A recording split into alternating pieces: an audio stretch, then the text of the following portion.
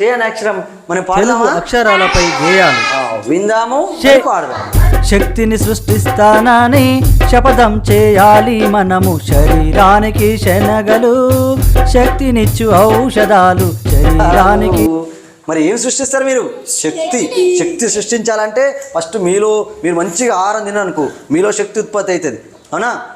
మరి ఎక్కడైనా ఏదైనా కరెంటు ఉత్పత్తి కావాలంటే కూడా ఎంతో శక్తి, మరి వాటర్ తిరగాలి, తర్వాత బొగ్గు మండాలి, తర్వాత ఏదైనా టర్బైన్ తిరిగితేనే శక్తి వస్తుంది.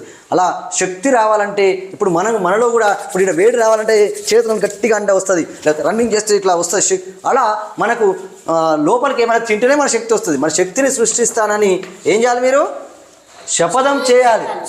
అంటే మీరు చాలా కష్టపడాలి, అవునా?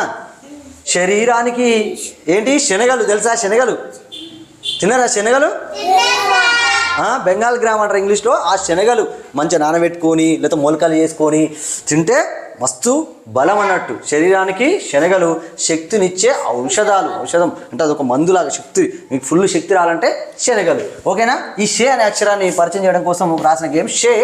ఎన్నిసార్లు వచ్చి? శపథం. శరీరానికి, ఇది మన బాడీ శరీరము, శనగలు శక్తి ఇచ్చే ఔషధాలు. ఓకే, 5 టైమ్స్ వచ్చింది. ఇక్కడ ఉందా షే? ఎక్కడ ఉంది? షే అంటే ఏముంది? శంఖం. మరి ఇక్కడ షే ఉందా?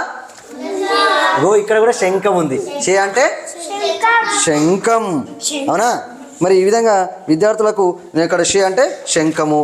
తర్వాత ఇక్కడ వేరే కార్డ్స్లలో కూడా ఉందా? షే ఉంది, చూడు. శంఖము, షే, శనివారం, అవునా? ఏమేముంటుంది? ఇంకెప్పుడు ఏడొస్తుంది? శనివారంలో షే వస్తుంది. ఇంకా శబరి. ఇప్పుడు అయ్యప్ప మాల వేసుకునే వాళ్ళు శబరి పోతారు కదా. శత్రువు అంటే కూడా షే, శత్రువు.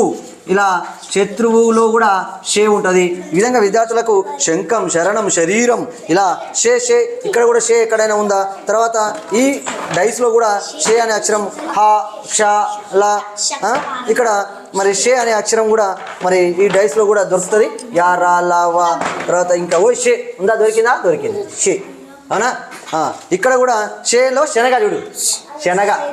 శనగతోటి శకం, శరం, ఇలా షే ఎక్కడెక్కడ వచ్చిందో కలశం, అవునా?